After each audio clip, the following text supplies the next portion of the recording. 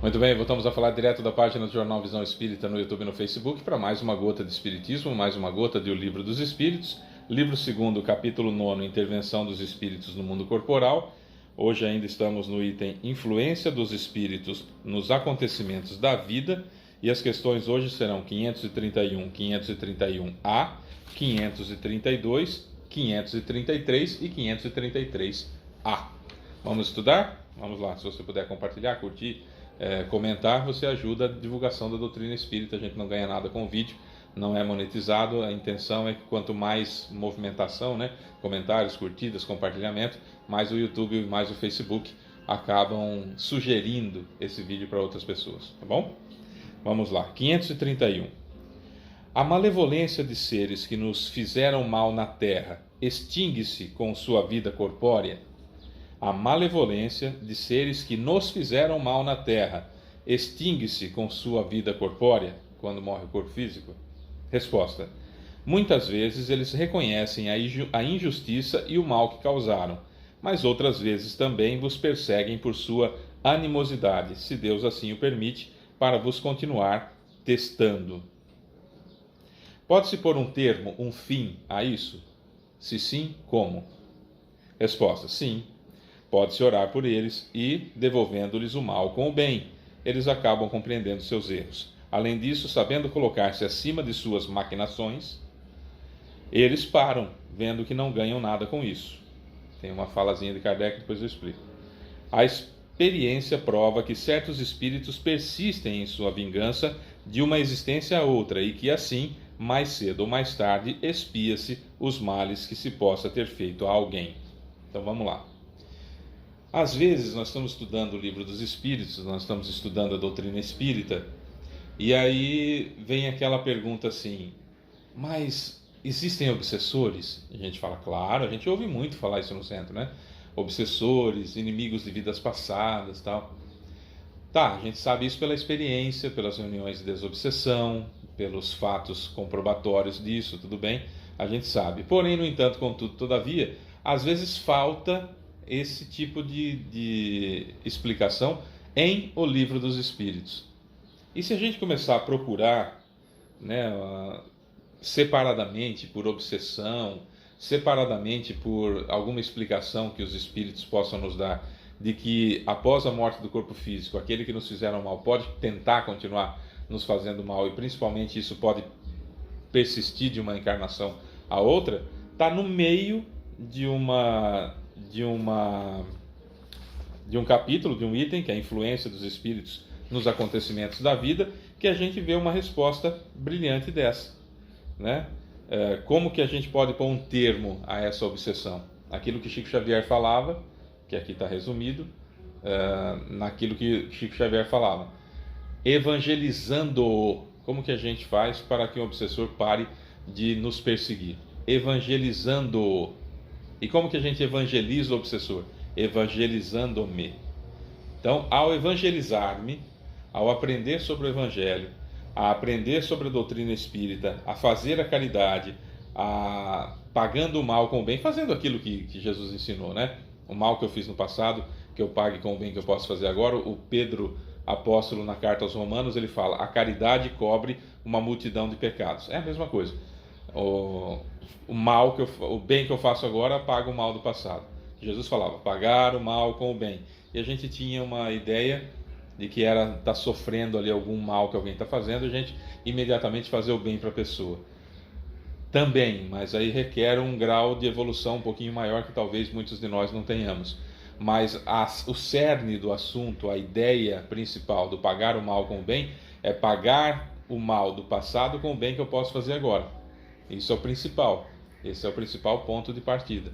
Pagar o mal que eu fiz no passado com o mal que eu posso fazer agora. Seja esse passado agora há alguns instantes, seja esse passado na minha infância, seja esse passado em outras encarnações. Mas é pagar o mal com o bem. Ou seja, a caridade para cobrir uma multidão de pecados. E se eu tenho algum espírito perseguidor, que eu evangelize-o. E como que eu evangelizo esse espírito? Evangelizando a mim, evangelizando-me. Então, esse é o ponto principal. Estudar a doutrina espírita, vivenciar a doutrina espírita, que é o cristianismo mais puro que se tem hoje em dia, a gente consegue automaticamente nos evangelizar e automaticamente evangelizar qualquer pessoa, qualquer espírito desencarnado que esteja próximo a nós, ou espírito encarnado também que esteja próximo a nós. 532. Os espíritos têm o poder de desviar de certas pessoas os males que lhe poderiam ocorrer, atraindo para elas prosperidade. Os espíritos têm o poder, porque estamos falando de intervenção dos espíritos no mundo corporal. Estamos falando da influência dos espíritos nos acontecimentos da vida. Os espíritos têm o poder de desviar de certas pessoas os males que lhes poderiam ocorrer, atraindo para elas prosperidade.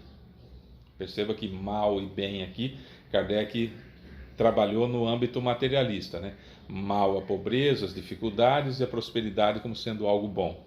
Resposta: não inteiramente, por há males que estão nos decretos da providência. Não inteiramente, pois há males que estão nos decretos da providência. Mas eles amenizam vossas dores, dando-vos a paciência e a resignação. Sabei também que muitas vezes depende de vós afastar esses males, ou pelo menos atenuá-los.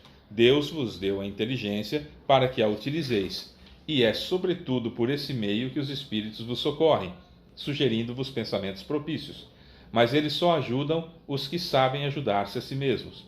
É o que dizem essas palavras: buscai e achareis, batei e se vos abrirá. Palavras do Cristo, né? Sabei ainda que nem sempre é um mal o que vos parece ser um mal. Muitas vezes dele resultará um bem, e esse bem será maior que o mal, e é isso que não compreendeis, pois só pensais no momento presente e em vós mesmos. Aquilo que a gente falava, será que para o meu bem a prosperidade é para o meu bem? Há certas situações que estão nos desígnios divinos, como está escrito aqui, que diz respeito ao meu planejamento encarnatório. Lá no plano espiritual, quando nós estamos no plano espiritual, vamos imaginar que você e eu tenhamos condições de participar da criação do nosso planejamento encarnatório. Porque tem muitos espíritos que não têm condição. E esses espíritos que não têm condição, então o guia espiritual deles, juntamente com os espíritos familiares e os coordenadores das encarnações nas colônias, é que fazem o planejamento encarnatório. Vamos imaginar que nós tenhamos condições. Então nós escolhemos, olha, eu Fábio, vou lá e escolho, olha, eu quero ser extremamente pobre. Por quê? Nas encarnações em que eu vim rico, que eu nasci rico, eu cometi esse erro, que são mais propícios de serem cometidos por alguém que é muito abastado de dinheiro. Então eu não quero vir rico de jeito nenhum. Eu estou com pleno livre-arbítrio lá no plano espiritual e com os mentores, com os responsáveis pelas encarnações e dirigentes da colônia, enfim, espíritos familiares, pessoas que me gostam, etc, etc. Tá? Eu falo, não quero de jeito nenhum nada de riqueza. Eu quero só ter o limite do suor do meu rosto. Por quê? Se eu tiver a mais, eu vou fazer esse tipo de bobagem, esse tipo, etc, etc. Montei meu planejamento encarnatório. Os mentores até me disseram, olha, Fábio, pelo seu desenvolvimento e a necessidade do seu desenvolvimento, é importante que você venha com dinheiro outra vez, que você nasça com dinheiro outra vez, porque você já se preparou para isso e você vai vencer essa prova. Eu falo, não vou, tenho receio, não quero, é meu livre-arbítrio, eu quero assim. Beleza, faça o plano encarnatório, o planejamento encarnatório, e aí é submetido à unidade de divina elevação, no caso da Alvorada Nova, e aí, a Alvorada Nova é a colônia espiritual, que o Sr. Kaibar Schulte é o administrador, e aí a unidade de divina elevação manda para Jesus aprovar. E Jesus então devolve e fala assim, não, o Fábio vai nascer numa família abastada, com dinheiro para ser colocado à prova e vencer essa prova, porque já tem condições, já tem preparo para isso se esforçar. Quem manda é ele. Então vai vir o planejamento encarnatório assim, e eu querendo ou não, eu vou encarnar numa família rica. Certo? Esse é o determinismo que fala aqui dos desígnios, né? Pois há males que estão nos decretos da providência. Eu dei um exemplo muito daquilo que a gente fala de prosperidade, achando que é uma grande bênção para a gente, quando na realidade é uma prova muito difícil. Uma provação muito difícil, a da riqueza. porque o deslize é muito fácil de acontecer e nós estamos o tempo todo em provas. O tempo todo em provas, quando se tem muito dinheiro, o tempo todo. E para cair e jogar a encarnação fora, não digo jogar a encarnação fora, mas comprometer muito a encarnação, isso sem dúvida nenhuma é bem provável. Até Jesus mesmo dizia, né? Fazendo metáforas, é mais fácil passar um camelo pelo buraco de uma agulha do que um rico entrar no céu, né? Esse buraco de agulha eram aquelas entradas laterais na cidade que o camelo tinha que entrar ajoelhado e tal. Enfim, só para a gente poder entender. Vamos lá. Deixa eu só pegar a linha do raciocínio aqui. Por outro lado, eu então já vim na pobreza uma encarnação, 2 encarnações, 3 encarnações, e aí nessa eu faço lá que eu quero numa família abastada e tudo mais, e Jesus vê que eu não estou preparado, ele vai lá e risca, fala, não, vai de novo numa vida modesta. Então pode vir o espírito que for, pode juntar um grupo de obsessores que for, posso fazer parte da religião que for, posso ganhar na loteria, vai embora o dinheiro tudo outra vez e eu vou cumprir aquela situação do meu planejamento encarnatório. Então, aquilo que eu defini com total livre-arbítrio lá no plano espiritual e que foi aprovado por Jesus vai ser cumprido. O determinado por Jesus, porque eu preciso passar por aquela situação, vai ser cumprido. Então, depende de mim fazer aquilo que eu preciso fazer, sair daquela situação na qual eu me encontro. Sempre, ajuda-te que o céu te ajudará. Lembra-se sempre dessa frase que não tem erro. Ajuda-te que o céu te ajudará. 533. Os espíritos podem fazer com que se obtenha os dons da fortuna se os solicitarmos com essa finalidade? Eu posso pedir aos espíritos que me ajudem a ficar rico, a ter o dom da fortuna? Resposta. Algumas vezes como provação, mas muitas vezes eles recusam, como se recusam um pedido inconsequente de uma criança. Os espíritos superiores, evidentemente. São os bons ou os maus espíritos que concedem esses favores? Resposta: uns e outros. Depende da intenção. Mais frequentemente são espíritos que vos querem arrastar ao mal e que encontram nos prazeres que a fortuna proporciona um meio fácil de realizá-lo. Fábio, então eu não devo pedir para Deus me ajudar a sair do estado de pobreza que eu me encontro? Claro que deve. Sempre eu tenho que pedir tudo a Deus. E Ele, como é um Pai benevolente, porém infinitamente justo, vai dar exatamente aquilo que eu preciso. Vai permitir exatamente aquilo que eu preciso. Lembrando que no plano espiritual eu criei o meu planejamento encarnatório, ou criaram um planejamento encarnatório que foi aprovado por Jesus.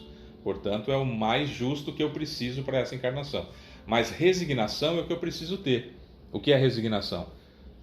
Não me revolto contra Deus porque o que estou passando, seja lá o que for, é culpa e responsabilidade minha, porém, lutar com todas as forças para sair daquela situação a qual me encontro.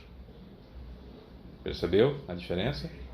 Essa é a linha da resignação. É isso que eu devo fazer. Então, orar sim, pedir sim a Deus, o que quer que seja.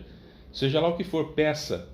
E Ele, em sua magnanimidade, em sua infinita bondade, infinita misericórdia, mas infinita justiça, vai conceder, permitir apenas aquilo que é útil para nós. E claro que muitas coisas que a gente acha ruim para nós, na realidade é algo muito bom que está expurgando problemas, expurgando males de nós, para que nós então brilhemos ainda mais ao sair dessa vida, depois de ter vencido essas provas, provações e expiações. É isso. Sou Fábio Pereira, essa é mais uma Gota de Espiritismo. Amanhã tem mais. Beijo para você que fica. Tchau.